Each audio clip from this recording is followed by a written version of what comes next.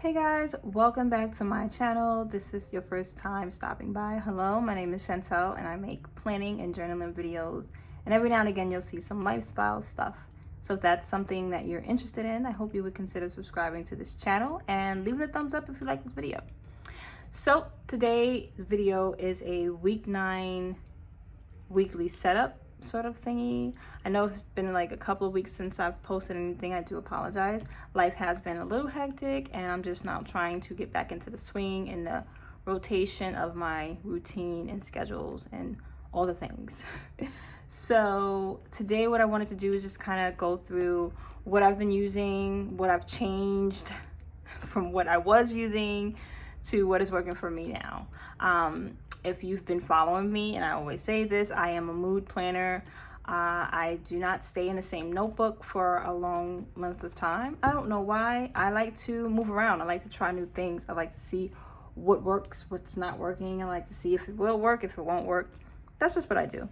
So what I have this time in this season of my life is the Leuchtturm collab with writer Carol, and he is the guy that made the bullet journal. I actually have his book here with me, and this is the bullet journal method. This is his method that he created and designed for bullet journalers to just create a more simplified, minimalistic planning, journaling, note-taking system, all combined in one. And it's actually a really interesting system. I just started reading this. I didn't get all the way through it, but aside from just like the planning and journaling aspect of it, the mindset that goes behind here is really, really interesting.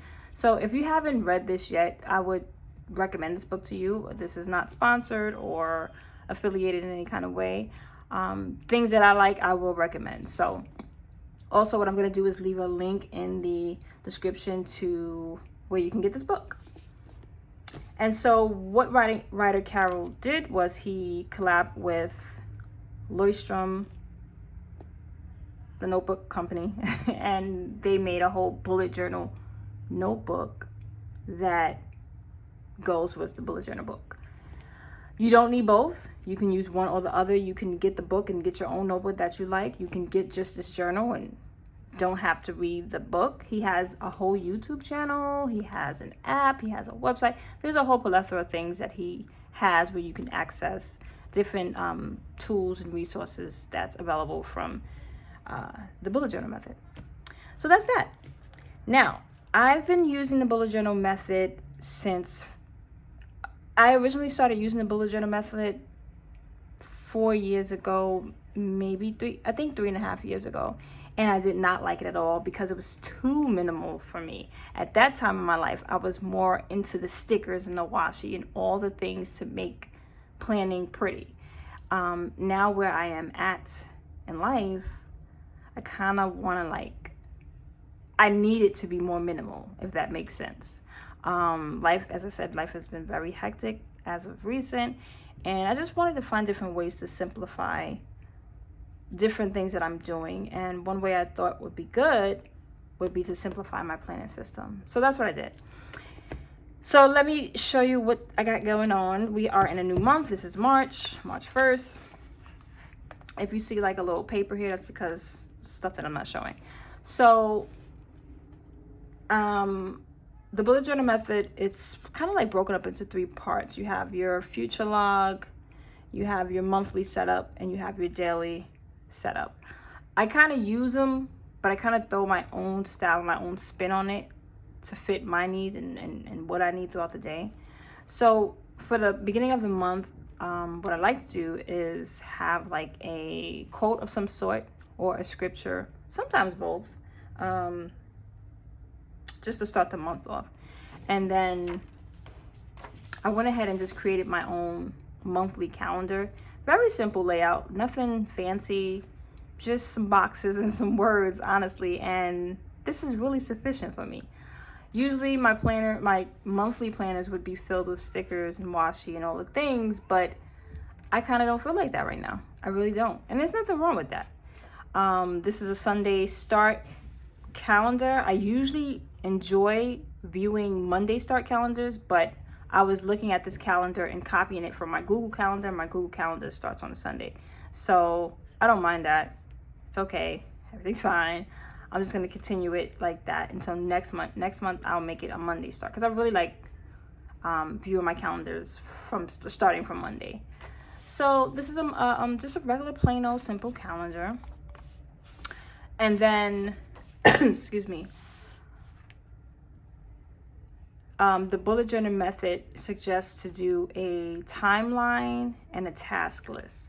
Now, the difference between both these things is the task list are all the things that you need to do for the month.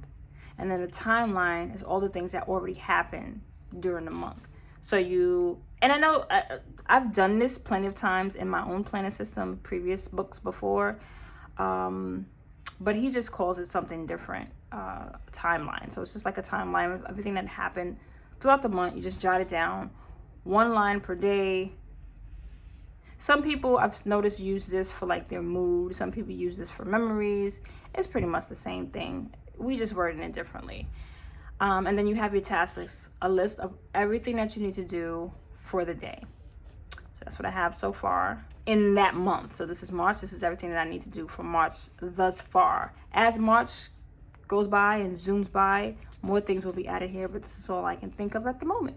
And I kind of hope it stays like this.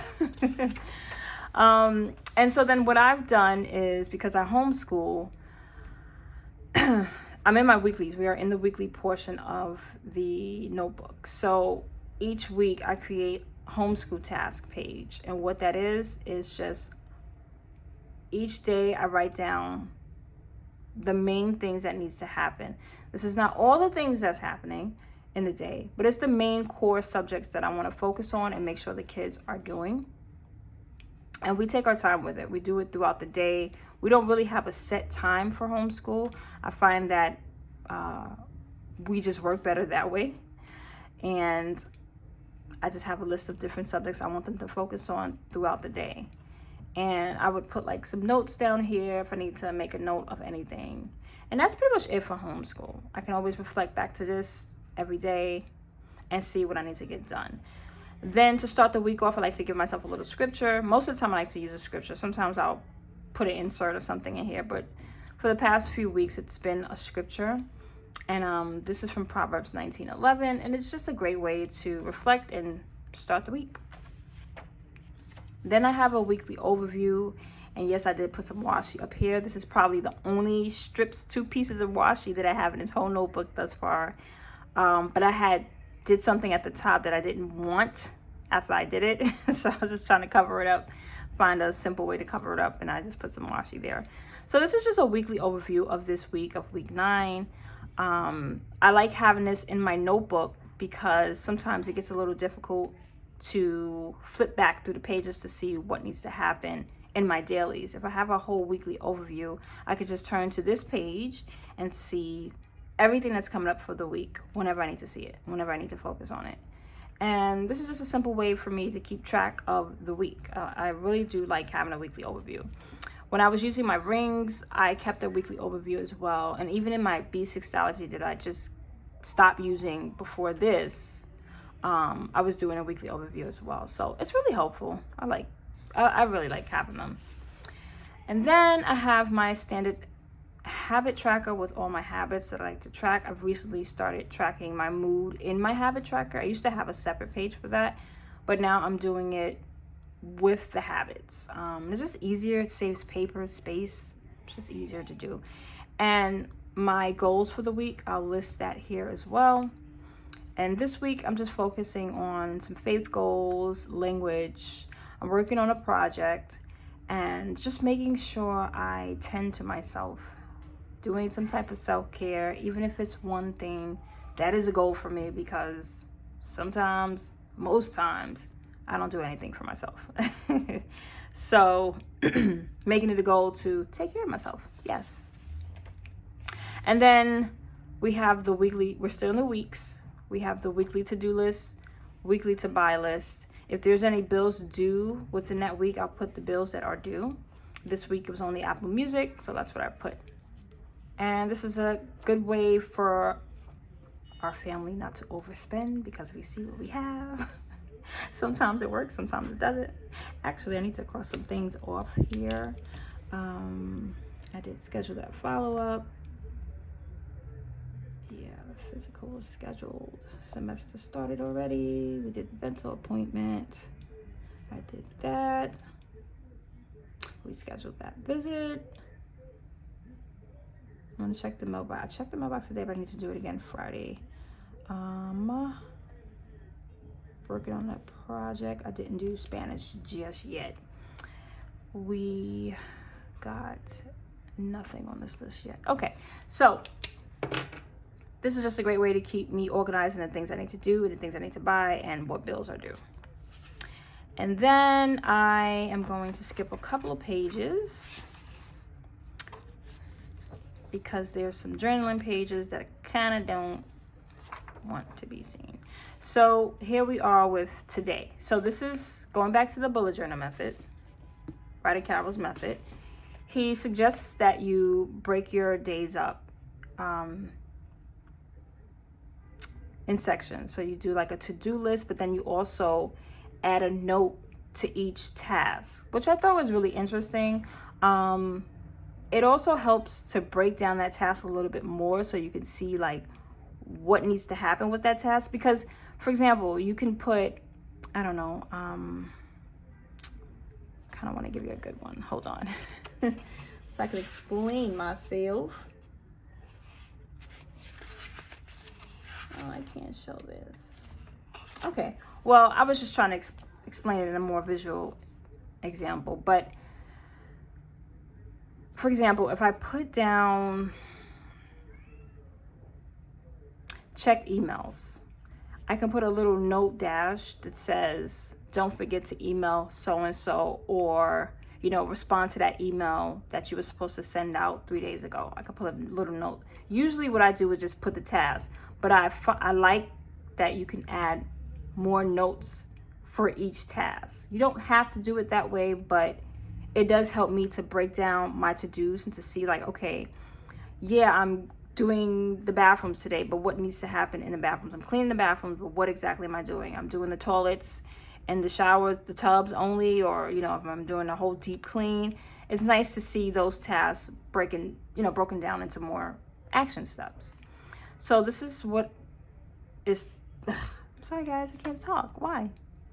Okay, so this is the daily.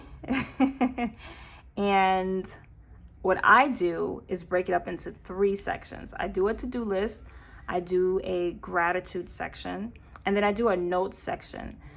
What's different from the notes and the to-do is that the notes help me to track certain things. It also serves as a reminder. It also serves as a menu list, like what I'm having for dinner, if, you know, I put that down, or anything that comes up throughout the day. I'll go ahead and jot that down.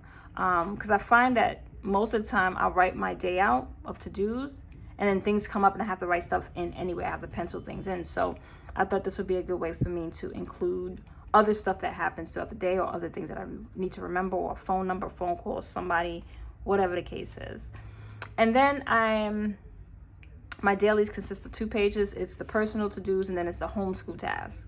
And so today we didn't get through everything just yet. We're on our way. I had to get some couple of things done that kind of interrupted our whole homeschool session, but now things are calming down. So I'll just break down from that weekly list that I showed you earlier. Where are we? I'll just kind of like reiterate it here and just write down. Sometimes I'll put page numbers, and, you know, like if there's extra worksheets I got to give the kids, I'll put that as well. And I'll put notes. C228 notes. So I was pretty much going to do the same thing that happened on the 28th. I just didn't write it all out here.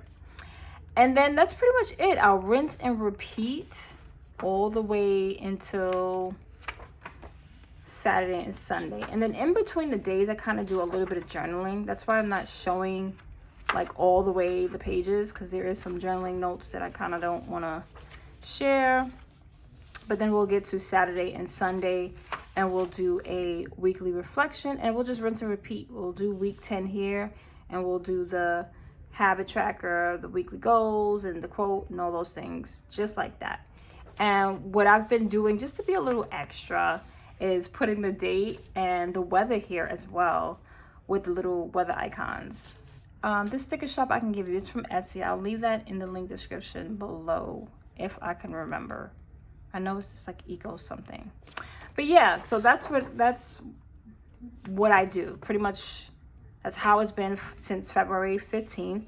And it's been working out. Just to show you the difference with this paper, I don't know if it's going to show on camera, but the paper quality is not that different. This is a original Leuchtturm notebook, and this is the collab with Ryder Carroll. So this paper here is 120 GSM. It is almost like cardstock. That's what I'm feeling when I touch it, when I try to fold it or bend it. It really is almost like cardstock paper. It's that same cream finish that comes in the original Leuchtturm notebook, but the original Leuchtturm notebook is only 80 GSM, and you could tell the difference. You really can tell this paper is much more thinner. It's much more like floppier, you know, it doesn't have that much heaviness to it. This paper is really like almost like a card. It really is like a business card, almost. It's like almost there. So I feel like this notebook really would serve people who want to add a lot of tip-ins, who would want to draw and sketch things, use fountain pens. What else? And just like things that really need to soak up the paper, like heavy inks. I did a little pen test in the back here, and it held up pretty well. The only one that kind of goes through was the Sharpie, as expected. Sharpies are heavy inky pens or markers, so I'm expecting that on anything I write. But surprisingly, these other pens that usually ink through and have ink through even in this notebook, the Leuchtturm notebook original, has not on this side. And I find that to be really nice because I'm able to work with a lot of different pens. And as you can see, these are the different types of pens. There's some more pens I want to try out, some highlighters I use as well. And it really stands up to the paper. Like, it's really, really good. So the notebook is about, I think it was $32. It is a little more pricier. It is, but it's a nice notebook. You can tell. They really did a good job in the craftsmanship of this notebook. It really stands up, and it's been working for me. I like this. I say that about every notebook, I know. But I do like this. I mean, it's cool. I have nothing bad to say about it. It was a good collaboration. I think Leuchtturm and Ryder Carroll should continue and come up with some more ideas for notebooks and journals and things like that. But I love it. I love it a lot. Anything that I've said in this video, I will try to remember to leave a link description below. Somebody commented, it was like, girl, you forgot to leave the link to the Etsy shop this day. I was like, oh my gosh. So I'm trying to be better in bringing you information, guys. Please bear with me, but I do appreciate you sticking around and hanging out with me today. If you like this video, let your girl know. Leave a thumbs up, subscribe so you can continue to get these videos popping up in your feed. I'll see you next time. Be safe, be well, and take care of yourself. Bye.